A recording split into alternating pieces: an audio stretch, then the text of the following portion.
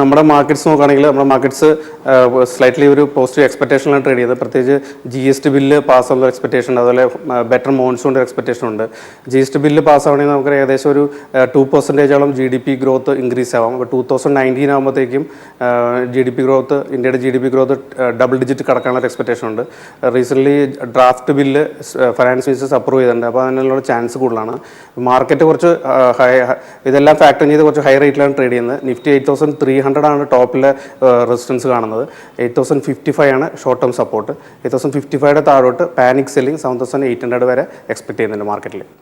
ഇനി നമ്മൾ മാർക്കറ്റ്സിൽ വന്ന ഗവൺമെൻറ് ഇൻട്രൊഡ്യൂസ് റിഫോംസ് നോക്കുകയാണെങ്കിൽ ഓയിൽ സെക്ടറിൽ, അതുപോലെ ഏവിയേഷൻ, ബാങ്കിങ് ആൻഡ് റിയൽ എസ്റ്റേറ്റിൽ ധാരാളം റിഫോംസ് കൊണ്ടുവന്നു. ഓയിൽ സെക്ടർ നോക്കുകയാണെങ്കിൽ നമ്മളിപ്പോൾ ഗ്ലോബലി തന്നെ കഴിഞ്ഞ ക്വാർട്ടറിൽ ഏറ്റവും കൂടുതൽ ഫാസ്റ്റസ്റ്റ് ഗ്രോയിങ് എക്കോണമി വന്നിരിക്കുന്നത് ഇന്ത്യൻ എക്കോണമിയാണ്. അത് തന്നെ ഏറ്റവും കൂടുതൽ ഡിമാൻഡ് വന്നിരിക്കുന്നതും ഇന്ത്യയിൽ നിന്നാണ്, ഓയിൽ ഡിമാൻഡ്. അപ്പോൾ റീസെൻ്റായിട്ട് പ്രൈം മിനിസ്റ്ററിൻ്റെ വിസിറ്റിൽ തന്നെ സൗദി അറേബ്യ ഇന്ത്യയിലെ മഹാരാഷ്ട്രയിൽ സ്റ്റാർട്ട് ചെയ്യുന്ന റിഫൈനറിയിൽ സ്റ്റേക്ക് എടുക്കാനുള്ള ഒരു ഇൻട്രസ്റ്റ് പറഞ്ഞിട്ടുണ്ട്. അതുപോലെ തന്നെ ഇന്ത്യയിലിപ്പോൾ ഓയിൽ റീറ്റെയിലിംഗ് കമ്പനികൾ IOC, BPCL, HPCL ആണ് 90% ഇന്ത്യയുടെ റീറ്റെയിൽ മാർക്കറ്റ് കൺട്രോൾ ചെയ്യുന്നത്. ഇപ്പോൾ അരാംകോ ഇന്ത്യയിൽ പെട്രോൾ പമ്പ്സും അങ്ങനെയുള്ള മാർക്കറ്റ്സൊക്കെ ഓപ്പൺ ചെയ്യാനുള്ള ഇൻട്രസ്റ്റും പറഞ്ഞിട്ടുണ്ട്. അപ്പോൾ ഈ ഒരു സെക്ടറിൽ ധാരാളം ഇൻവെസ്റ്റ്മെൻറ്റ്സ് വരുന്നുണ്ട്.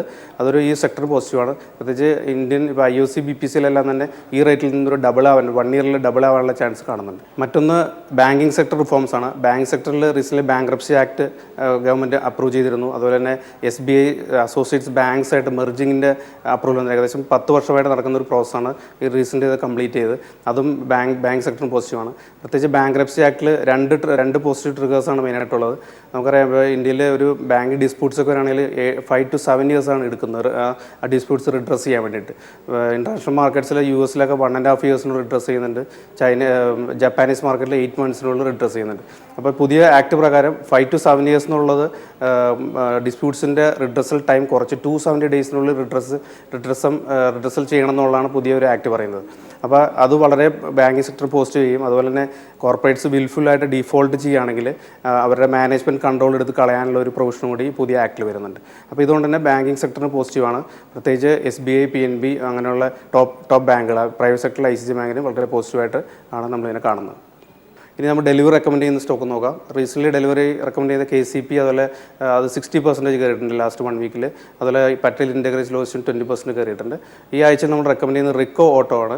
റിക്കോ ഓട്ടോ ഇന്ത്യയിൽ തന്നെ ടോപ്പായിട്ട് ഓട്ടോ അസംബ്ലി സെഗ്മെൻറ്റിലെ ഡിസ്ട്രിബ്യൂട്ടറാണ്, മാനുഫാക്ചറിംഗ് ഡിസ്ട്രിബ്യൂട്ടിംഗ് കമ്പനിയാണ്. കമ്പനിയുടെ മെയിനായിട്ടുള്ള കോൺട്രിബ്യൂട്ടർ ഹീറോ ഹോണ്ടയ്ക്കാണ് 40% ഡിസ്ട്രിബ്യൂട്ടർ അവർ ചെയ്യുന്നത്. കമ്പനി റീസെൻ്റായിട്ട് ഡിഫൻസ് വെർട്ടിക്കലിൽ ഒരു കമ്പനി സ്റ്റാർട്ട് ചെയ്തിട്ടുണ്ട്. ഫൈനാൻഷ്യലി വളരെ സൗണ്ടാണ്.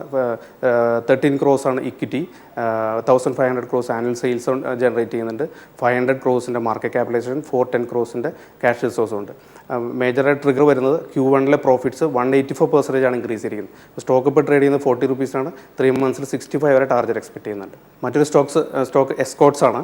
എസ്കോട്ട്സ് ഇന്ത്യയിലെ തന്നെ ഫാം എക്യുപ്മെൻറ്റ്, അതുപോലെ അഗ്രി മെഷീനറി ഉള്ള മേജർ പ്ലെയറാണ്.